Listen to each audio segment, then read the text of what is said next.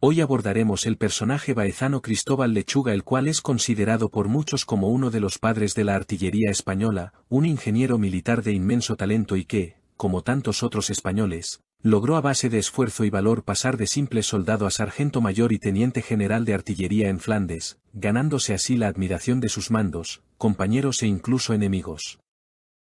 Cristóbal nació en el seno de una familia humilde en la localidad jienense de Baeza, entre el segundo semestre de 1556 y el primero de 1557. Hijo de Rodrigo Gutiérrez Lechuga y de Francisca García, poco se conoce de sus años de infancia por tierras baezanas, pero es probable que antes de cumplir 18 años se enrolase en las filas del tercio de Sancho Dávila, comenzando su carrera militar sobre 1574 en los combates de Mook, donde los españoles acabaron con 3000 holandeses, incluyendo a los hermanos Luis y Enrique de Nassau. Los soldados de Dávila estuvieron en la defensa de la ciudadela de Amberes resistiendo hasta la llegada del socorro español. Con la llegada de Juan de Austria a los Países Bajos, Dávila regresó a España, y no se sabe qué pudo ser de Lechuga. Lo cierto es que es en 1585 cuando se tienen ya noticias ciertas del militar baezano, el cual se une al tercio de Francisco de Bobadilla, que era el de Zamora, siendo nombrado sargento mayor del mismo. Llevaba ya más de una década de servicio a España y su rey cuando Lechuga, junto al resto de los hombres de Bobadilla, marcharon hacia Flandes siguiendo la ruta del camino español. A su llegada las distintas compañías del tercio fueron diseminadas por las distintas plazas que aseguraban la frontera con los protestantes. A finales de 1585 Alejandro Farnesio dio órdenes al conde Pedro Ernesto de Mansfeld para que enviase a los tercios de Bobadilla, Agustín de Íñiguez y Cristóbal de Mondragón, junto con la compañía de arcabuceros a caballo de Juan García de Toledo, a ocupar la isla de Bonmel. Bobadilla quedó en la isla ocupada mientras el resto de tropas se dirigían a Arpen.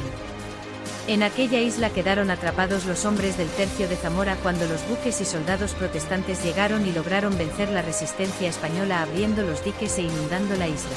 Allí padecieron aquellos aguerridos hombres el frío, el hambre y la angustia durante varios días hasta que, cavando una trinchera, un soldado español desenterró una pequeña tabla con la imagen de la Virgen Inmaculada Concepción.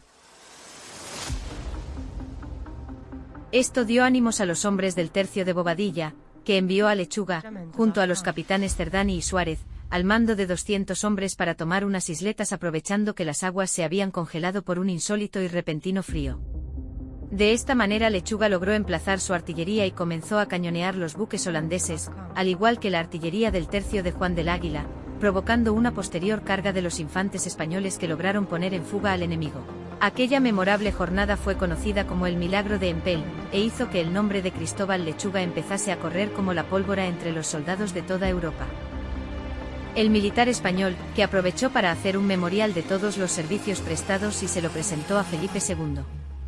El rey lo estudió con detenimiento y vio el potencial que tenía cuando se lo recomendó al nuevo gobernador de los Países Bajos, el archiduque Ernesto. El archiduque le nombró teniente del capitán general de artillería, Monsieur Lamotte, y Cristóbal aprovechó para comenzar a escribir su discurso que trata del cargo de maestre de campo general y de todo lo que de derecho la toca en el ejército, sobre las atribuciones y cometidos del general en jefe, el cual sería publicado en Milán en 1603. Para 1595 se distinguió en el sitio de Huy, donde su manejo de la artillería fue clave para minar la resistencia de los defensores. En 1596 el archiduque Alberto ocupaba el gobierno de los Países Bajos y Agustín Mejía, castellano de Amberes, reclamó a Cristóbal como su teniente. En abril se sometió a asedio a Calais, que se rindió tras una brillante acción de la artillería española que cañoneó durante 2 semanas sus murallas y rechazó un ataque por mar del duque de Fronsac. En julio de ese año las tropas españolas del archiduque pusieron sitio a Ulst, una ciudad muy bien fortificada y con provisiones para resistir más de medio año de asedio. Nuevamente Lechuga fue clave. Bajo su batuta, la artillería española disparó más de 1500 proyectiles y logró abrir una brecha en las murallas, provocando de esta forma la rendición de la plaza. Cabe destacar que hasta 4 jefes de artillería murieron en aquel asedio antes de que tomara el mando nuestro protagonista, que resultó herido en aquella acción. El conde de Fuentes, Pedro Enríquez de Acevedo, quedó impresionado con el buen hacer del maestro artillero y se lo llevó consigo a Lombardía al ser nombrado nuevo gobernador del Milanesado, habiendo sido ya años atrás capitán general de la caballería de esos territorios. En Milán fue donde terminó de escribir su obra sobre el cargo de maestre de campo general, que se publicaba. Como ya se ha dicho, en dicha ciudad en 1603. Hablaba, entre otras cosas, de la necesidad de conocimiento de artillería y fortificación por parte de los oficiales del ejército, y de la importancia de los ingenieros militares, los cuales, a su juicio, no valían de gran cosa si carecían de experiencia militar. Su experiencia militar y sus ingentes conocimientos sobre artillería y fortificación le llevarían a estar al frente de la academia que los españoles abrieron en Milán en 1604. Lombardía era, sin lugar a dudas, el mejor sitio donde aprender el arte de la guerra en la Europa de comienzos del siglo XVII. Los mejores militares, nobles de casas importantes, y soldados bisoños, acudían a Milán a formarse como soldados y el sargento mayor Lechuga era el más cotizado de los maestros artilleros del momento. En esos años comenzó a escribir su obra Discurso, que trata de la artillería y de todo lo necesario a ella, con un tratado de fortificación y otros advenimientos dirigidos al rey nuestro Señor. Durante los primeros años del siglo XVII, como uno de los ingenieros principales de Milán, estuvo inmerso en numerosos proyectos de construcción de defensas y fortificaciones. Cremona, Novara o Alessandria serían testigos de sus obras. Junto a Gabrio Busca y Piotto da Baccaglio, participó en la construcción del llamado Fuerte de Fuentes, una fortaleza en pleno valle de la Valtellina que controlaba la ruta del camino español entre los ríos Mera y Adda. Mientras preparaba su defensa, Lechuga vio publicado por la imprenta Pandolfo Malatesta, de Milán, su célebre obra sobre la artillería y fortificación en 1611. Un año después publicaba un manifiesto de 175 hojas en las que declaraba su inocencia respecto de los cargos de los que se le acusaba, argumentando que puesto que pública había sido la acusación sobre él, pública sería su defensa. En este extenso pliego de descargos rechazaba completamente toda conducta indebida o dañina para las arcas del rey, y se jactaba de todos sus servicios, logros y obras. No pudiendo hallarse pruebas contra él, fue declarado inocente de todos los cargos y se le reclamó para acudir a la toma de la Mármora. España había tomado en 1610 el importante reducto berberisco de Larache, y se decidió a hacerse con la Mármora, un puerto de piratas ingleses a las órdenes de Henry Mainwaring. La conquista se produjo en 1614 y en ella se destacó nuevamente Cristóbal Lechuga, quien se hizo cargo de la fortaleza. Una vez terminados los trabajos de fortificación, envió los planos al Consejo de Guerra. A partir de ese momento no está bien claro qué sucede con el sargento mayor. Fuentes como Tercios de España, la Infantería Legendaria, de Fernando Martínez Laínez y José María Sánchez de Toca, afirman que quedó a cargo del gobierno de la plaza. Tales aseveraciones nacen de las memorias del capitán Alonso de Contreras, quien atestigua haber socorrido la plaza, la cual se encontraba asediada por una flota holandesa, con una fuerza de hombres, municiones y víveres, que les permitió derrotar al enemigo y hacer la paz con los moros. Entré, que fui paloma del diluvio. Diéronme 1000 abrazos el buen viejo Lechuga, que era gobernador de aquella plaza y la había defendido como tan aleroso.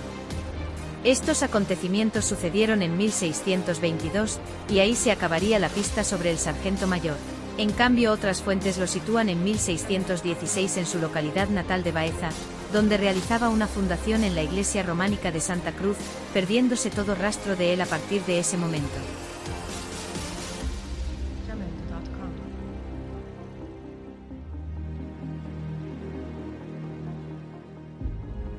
Sea como fuere, Lechuga fue tanto un valeroso soldado como un fantástico ingeniero e innovador y preclaro maestro de artillería. Tan solo debemos recordar las palabras del académico y maestro del Real Colegio de Artillería, Vicente de los Ríos Galve, sobre el sargento mayor en su discurso sobre los ilustres autores e inventores de artillería que han florecido en España, desde los reyes católicos hasta el presente, publicada en tiempos del rey Carlos III, el sargento mayor Cristóbal Lechuga, teniente general de nuestra artillería en Flandes. Si hubiésemos de escribir el elogio de este hombre singular, deberíamos considerarlo como valeroso soldado, diestro ingeniero, y consumado oficial de artillería, porque todas estas funciones las ejercitó en la práctica con ánimo y acierto admirable. En efecto, era Lechuga un portento en el arte de la guerra y, concretamente, en todo lo concerniente a artillería y fortificación. Es por eso que muchos le consideran el padre de la artillería española, junto al ingeniero Luis Collado. Lechuga profesaba una fe inquebrantable en el arma de artillería, escribiendo que todos los efectos el día de hoy jas la artillería, y en efecto, es la que jas a los reyes, los sean tan grandes, y la quejas a sus vecinos estarse quedos y pacíficos hasta tenerlos sujetos a no desmandarse ni jase agravio a sus vasallos ni tenerles descontentos. El sargento mayor solicitó del monarca la creación de una academia de artillería e ingenieros. Viniendo vuestra majestad en jase lo dicho, consideren sus consejos los provechos que a España le podrían venir de tener personas necesarias a cuanto se les ofreciere de ingenios y muchos soldados, que con la teoría de la academia vendrán a serlo más presto en la práctica, y fuera de esto tener quien sirva la artillería con la seguridad de que sabrá para sí, y para enseñar a los demás de ella.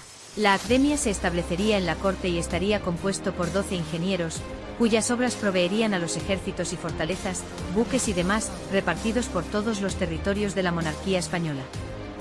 Lechuga no solo mostró un asombroso conocimiento sobre la artillería y la fortificación, también destacó por sus vastos conocimientos del elemento humano, de la disciplina, la formación y el mando. Es por eso que su obra fue reconocida desde el primer momento y pasó a ser indispensable en las bibliotecas de los grandes militares y dirigentes de Europa. No es extraño que el propio estatúder de los Países Bajos y gran enemigo de España, Mauricio de Nassau, uno de los más brillantes teóricos militares del siglo XVII, tuviera el Tratado de Lechuga entre las obras que consideraba esenciales. El propio poeta y capitán español Cristóbal de Virulés le dedicó un precioso soneto para recordar al gran soldado que fue Cristóbal Lechuga. Podrás con obediencia y sufrimiento. En las escuelas del famoso Marte. De honrosas laureolas coronarte, noble varón de noble pensamiento. Podrás, siguiendo con heroico intento, tu valor natural desnudo de arte, alta y gloriosamente señalarte, a tus deseos dando excelso asiento. Pero alcanzar como Lechuga alcanza los casi incomprensibles menesteres que encierra en sí la militar grandeza, nunca tendrás, no tengas esperanza, si de ciencia cual, él no enriquecieres tu valor, tu deseo y tu nobleza. Como dijimos anteriormente, Lechuga consiguió ser gobernador de la plaza de la Mámora por Felipe III de España, pero la zona era muy hostil e insalubre. De los 3000 hombres que había allí destinados, solo quedaban 500 hombres tras el transcurso de un invierno. Al cabo de 4 años, Lechuga preparaba en su ciudad una capilla funeraria, pues veía cercana su muerte. No estaba equivocado, en 1619, los reyes de Marrakech y Fez decidieron atacar la fortaleza. Siendo gobernador de la Mámora, fundó patronato en la iglesia de Santa Cruz, en 1618. Unos años después, 1622, muere en su gobernación, siendo trasladados sus restos mortales hasta Baeza para descansar en Santa Cruz y posteriormente en la Catedral de Baeza.